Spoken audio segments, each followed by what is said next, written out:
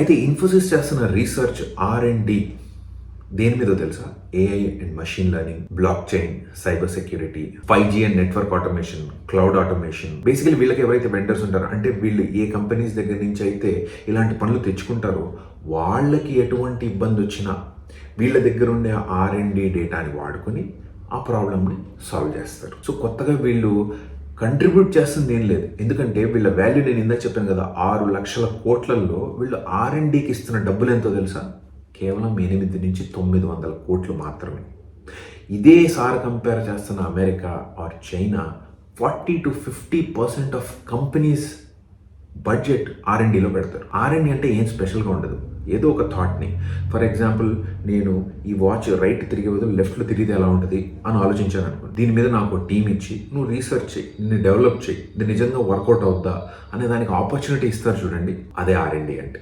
దానికో బడ్జెట్ కావాలి, దానికి డబ్బులు కావాలి, నిన్ను నమ్మేవాడు కావాలి.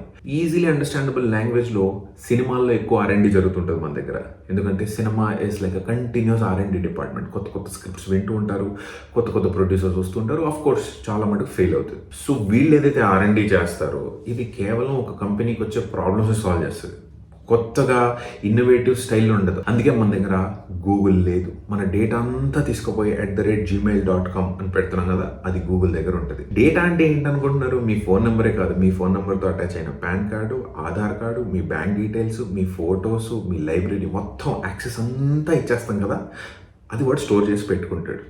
నేను చాలా మటుకు వీడియోస్లో ఇదే చెప్తుంటా.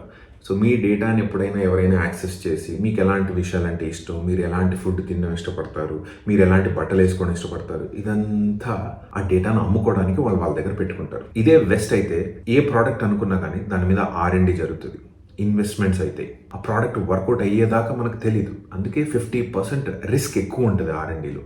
ఫర్ ఎగ్జాంపుల్, ఈ iPhones, Windows, Tesla, Amazon, Facebook, meta, Apple, ఎన్ని కంపెనీస్ మనకు ఒక సక్సెస్ఫుల్ మోడల్స్. కానీ ఇలా చాలా కంపెనీస్ ట్రై అండ్ ఫెయిల్ మోడల్లో ఎవ్రీ డే రీసెర్చ్ చేస్తుంటాయి. మరి వీళ్ళు చేస్తున్నారా?